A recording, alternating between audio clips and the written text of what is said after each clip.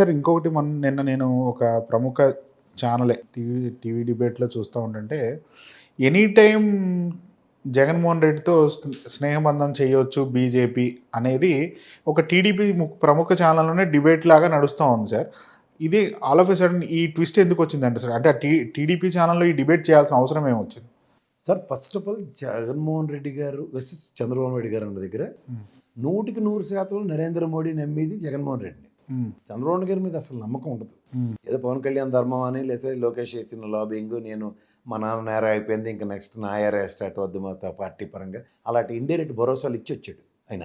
ఆ తీరా చూస్తే గ్రౌండ్ లెవెల్లో చూస్తే సీనియర్స్ వర్సెస్ జూనియర్స్ అన్న దగ్గర ఈ రీసెంట్ సుబ్రహ్మణ్యం గారు లాంటి వ్యక్తి రాజీనామా, ఎగేసుకుని పోయిన కర్నూలు జిల్లా నుంచి అనంతపూర్ మధ్యలో జయరామ్ వెళ్ళిపోయిన నియోజకవర్గం నుంచి అతను రీసెంట్గా ఇవాళ రేపట్లో డెవలప్మెంట్ ఉంది తెలుగుదేశంలో జాయిన్ అయ్యి. I don't know to spell out నియోజకవర్గం అండ్ పేరు కూడా puzzles, these are all dots.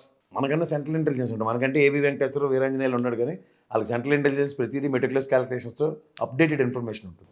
అప్పుడు ఎవరి పక్క ఈల్డ్ అవ్వడం సులువు అవుతుంది. ఈ సంగతి అయిపోయింది. నెక్స్ట్ ఈ గవర్నమెంట్ మనకు వచ్చిన నష్టమే లేదు, వీళ్ళకి మనం తప్ప దిక్కు లేదు. ఆ ధైర్యంతో ఉన్నాడు బీజేపీ వాడు.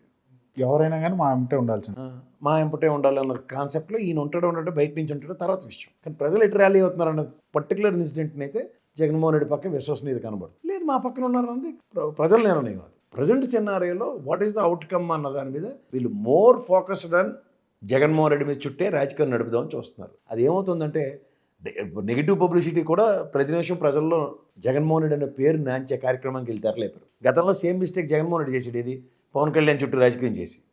The same is repeating year. అందుకని పొలిటికల్ క్లస్టర్స్లో చిక్కుకున్న రాజకీయ పార్టీలు ఏంటంటే వాళ్ళకి చాలా ఈజీగా ఒక ర్యాగింగ్కి అలవాటు పడతారు. మనం యూనివర్సిటీ చదువుతున్నప్పుడు సాధారణంగా ర్యాగింగ్ చేస్తాం, అది ఒక స్టిపులేటివ్ టైం ఉంటుంది.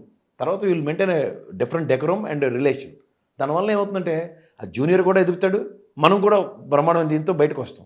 కానీ ఇక్కడ అన్ఫార్చునేట్లీ ఫ్రమ్ లాస్ట్ ఒక 6-7 years నుంచి మీరు రాజ్యాంగం గమనిస్తే ర్యాగింగే కంటిన్యూస్ ప్రాసెస్లో జరుగుతుంది.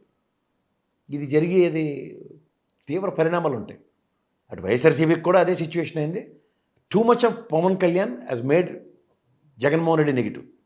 Now they are making Jaganmohan Reddy negative. Too much of negative Jaganmohan Reddy definitely makes.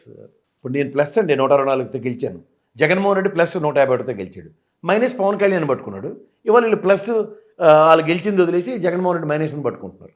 Plus into minus obviously minus ruling గవర్నమెంట్కి. Is the lesson one should learn. అవునా కదా?